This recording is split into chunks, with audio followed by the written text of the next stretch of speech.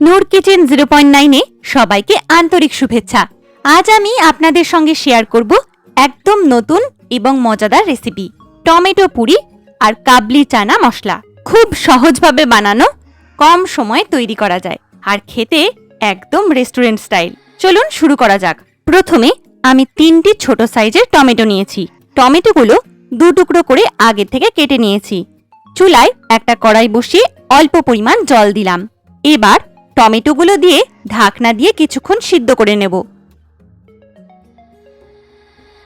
Tomato সিদ্ধ হয়ে গেলে প্লেটে তুলে ঠান্ডা করে নেব। এরপর খোসা ছাড়িয়ে মিক্সিতে দিয়ে পেস্ট বানিয়ে নিচ্ছি। পেস্টটা ছাঁকনির সাহায্যে ছেঁকে নেব, যাতে শক্ত অংশ না থাকে। আমাদের টমেটো পেস্ট একদম রেডি। এবার একটা বড় পাত্রে 1.5 কাপ ময়দা নিলাম।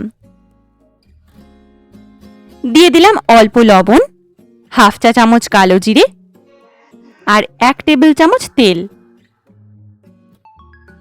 সব ভালো করে মিশিয়ে নিলাম। এবার অল্প অল্প করে টমেটো পেস্টটা দিয়ে ময়দাটা মাখিয়ে নেব। প্রয়োজনে একটু জল ব্যবহার করতে পারেন। একটা সফট ডো তৈরি হয়ে গেছে। এখন ঢেকে 10 মিনিট রেস্টে রেখে দেব। এখানে আমি আগে থেকে সিদ্ধ করা কাবলি চানা আর একটা সিদ্ধ আলু নিয়েছি। মশলার জন্য নিচ্ছি কিছু রসুন, কয়েক টুকরো আদা, একটা টমেটো আর একটা পেঁয়াজ। সব একসাথে মিক্সিতে দিয়ে পেস্ট বানিয়ে নেব। চুলায় একটা কড়াই বসিয়ে তেল গরম করে নিলাম। তেলে দিয়ে দিলাম একটা তেজপাতা, হাফ চা চামচ জিরে, 2টো এলাচ, 2টো লবঙ্গ আর 1 টুকরো দারচিনি। হালকা নাড়াচাড়া করে মশলার পেস্টটা দিয়ে দিলাম। কাঁচা গন্ধ চলে যাওয়া পর্যন্ত ভালো করে ভেজে নেব। এবার দিয়ে দিলাম পরিমাণ মতো লবণ, হাফ চা চামচ করে হলুদ গুঁড়ো, ধনিয়া গুঁড়ো, জিরা গুঁড়ো, শুকনো লঙ্কা গুঁড়ো আর কয়েকটা কাঁচা লঙ্কা। মশলাটা ভালো করে কষিয়ে নেব।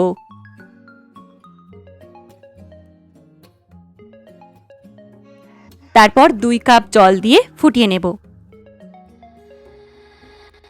এবার সিদ্ধ করা কাবলি চানা আর আলু দিয়ে দিলাম।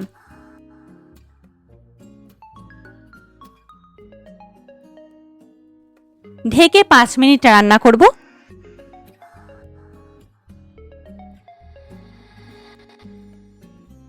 শেষে দিয়ে দিলাম কাসুরি মেথি আর সামান্য চিনি। দেখুন কি সুন্দর রং আর ঘ্রাণ। ডোটা রেস্ট হয়ে গেছে। এবার ছোট ছোট লেচি কেটে নেব।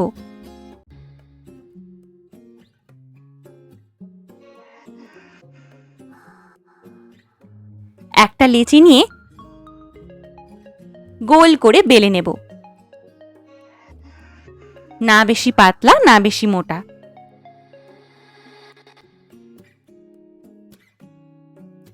চুলায় কড়াই বসিয়ে তেল গরম করলাম। তেলে দিয়ে মাঝারি আঁচে উল্টে পাল্টে ফুলকো করে ভেজে নেব।